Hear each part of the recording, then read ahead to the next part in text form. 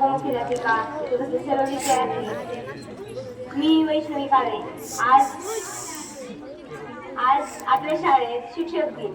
खरा शिक्षक दिन आपण 5 सप्टेंबरला साजरा करतो.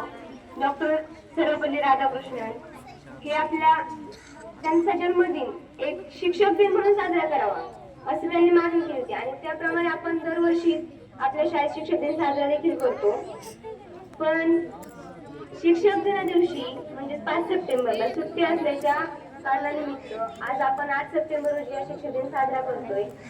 तर खरं पाहिलं ना तर इथून आम्ही 5वी पासून ते आज आम्ही 10वीला आहोत. इथपर्यंत आम्ही बरेच शिक्षक दिन पाहिले, शिक्षिका दिन पाहिला. पण आम्ही जे शिक्षक यायचे आमच्या वर्गावर शिकवायचे त्यांना जरा जास्तच त्रास द्यायचो.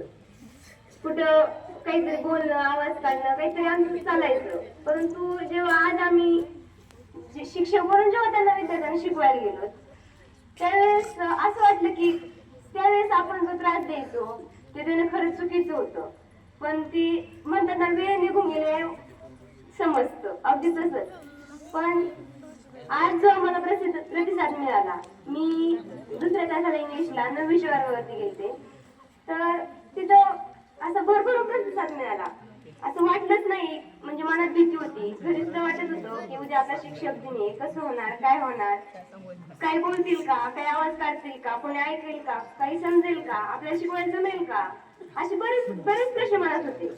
पण जेव्हा वर्गावर गेले त्यावेळेस असं वाटलं की आपण जरा जास्तच भीत होतो. जेवढं आपण भीत होतो त्याप्रमाणे असं काहीच नाही. आणि एकदम मस्त गेला, 9वीचा लेक्चर पण मस्त गेला. आणि त्यानंतर 1.25 तास 7वी वर्गावरती होता. 7वीच्या मुलींनी एकदम असं सायलेंट, असं म्हणजे बाहेर फिरताना आपण नेहमीच्या शाळेत पाहतो त्यावेळेस मला असं वाटायचं की त्या त्रास देतील. पण त्यांनी पण खूप छान प्रतिसाद दिला. मुलांनी थोड्याफार खोड्या केल्या, त्यामुळे ते लहान आहे, समजून आपण पण घेतलं पाहिजे. आणि अशा प्रकारे अतिशय छान गेला हा दिवस.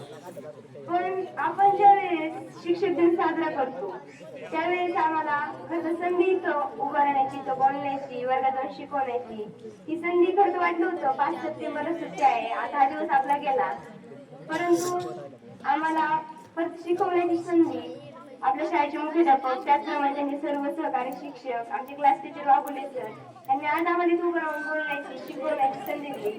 त्याबद्दल मी त्यांचे मनस्वी आभार मानते आणि थांबते.